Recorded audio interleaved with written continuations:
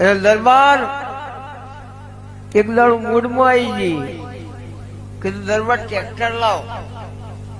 કે માતાજી ટ્રેક્ટર લાવવા માટે પૈસા ના જોઉં? કીધું પૈસા હોય તો યાર ઓડી આવે ને BMW આવે, અને પૈસા ના હોય તો ડબલું એ ના આવે. વગર પૈસે લાવું તો હું ચહેર લાવું. તો કે શું કરું? કીધું જૂનું ટ્રેક્ટર એક્સચેન્જ માલ દો. બાકીના હપ્તો એ કે ભરવાનું નહીં, હપ્તા મારે ભરવાના. હવે બુવાજી તો હકીકતમાં મજાક કરી હતી કે કોઈ કરતા નવું ટ્રેક્ટર લાવો તો જૂનામાંથી છૂટો. ઈરાદો આવ્યો જ હતો, પણ બનાવવાનું મારે ચહેર નતું.